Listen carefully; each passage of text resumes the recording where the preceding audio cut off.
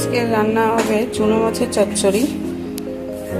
তার জন্য চুনো মাছগুলো নুন হলুদ মেখে হালকা করে ভেজে নেব।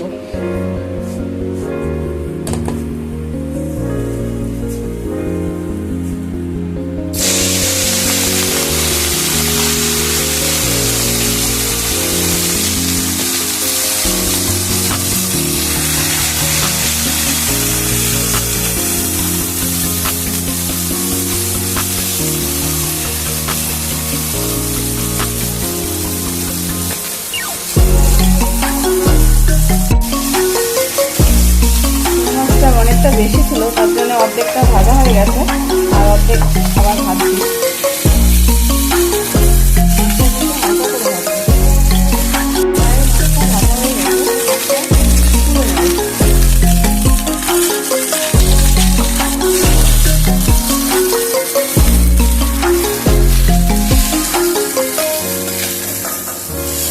তেল দিলাম,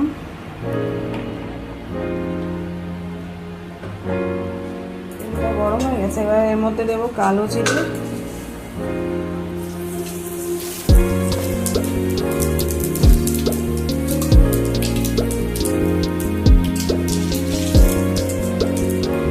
পেঁয়াজ কুচি,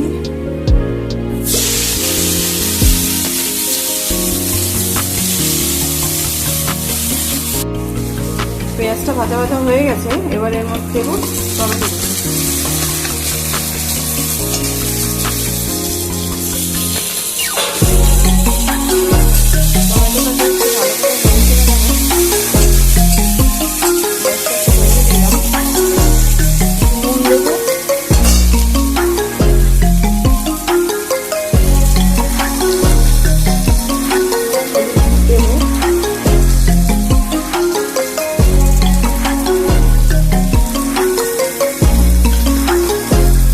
ভাজা হয়ে গেছে। এবার আমি এর মধ্যে একটু 1 চামচ ধনের গুঁড়ো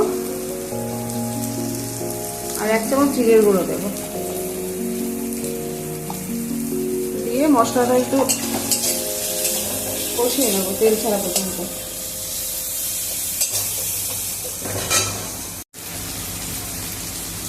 এরপরে দেবো কাঁচা লঙ্কা। মশলা ভাজা ভাজা হয়ে গেছে, মশলা থেকে তেল ছেড়ে দিয়েছে। এবার একটু কাঁচা লঙ্কা দিয়ে এবার জল দিয়ে দেবো।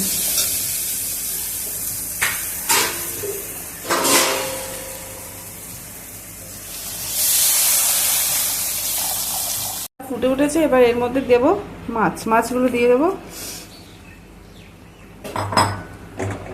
এই রান্নাটা সবসময় লো টু মিডিয়াম ফ্লেমে করে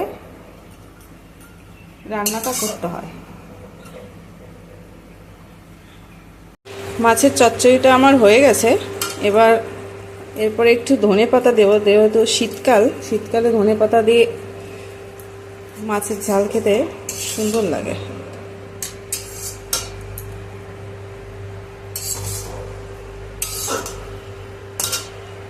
এবার দিলাম কাঁচা তেল, সব শেষে কাঁচা তেল দিয়ে দিলাম।